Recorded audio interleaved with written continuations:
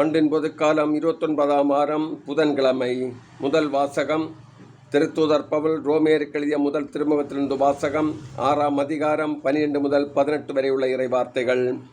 சகோதர சகோதரிகளே, உடலின் இச்சைகளுக்கு உங்களை கீழ்ப்படியச் செய்யும் பாவம் சாவுக்குரிய உங்கள் உடலின் மீது ஆட்சி செலுத்த விடாதீர்கள். நீங்களோ உங்கள் உறுப்புகளை தீவினையின் கருவிகளாக பாவத்திற்கு ஒப்புவிக்காதீர்கள். மாறாக இறந்தும் வாழ்வோராய் உங்களை கடவுளிடம் ஒப்படையுங்கள்.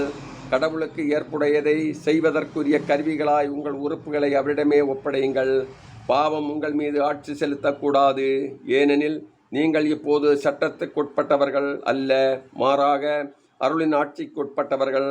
அதனால் என்ன, சட்டத்துக்குட்பட்டவர்களாய் இல்லாமல் அருளின் ஆட்சிக்கு உட்பட்டிருப்பதால் நாம் பாவம் செய்யலாமா? ஒருபோதும் கூடாது.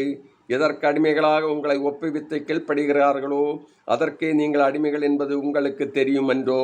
அப்படி இருக்க நீங்கள் பாவத்திற்கு உங்களை அடிமையாக்கினால் சாவீர்கள். நீங்கள் கடவுளுக்கு கீழ்ப்படிந்தால் அவருக்கு ஏற்புடையவர்களாவீர்கள். முன்பு பாவத்திற்கு அடிமைகளாயிருந்த நீங்கள் பெற்றுக்கொண்ட போதனையில் அடங்கிய ஒழுக்க நெறியை உளமாற கடைபிடிக்கிறீர்கள். பாவத்தினின்று விடுதலை பெற்ற நீங்கள் கடவுளுக்கு ஏற்புடைய வாழ்க்கை நெறிக்கு அடிமைகளாயிருக்கிறீர்கள். அதற்காக கடவுளுக்கு நன்றி. ஆண்டவர் வழங்கும் அருள்வாக்கு. இறைவா உமக்கு நன்றி.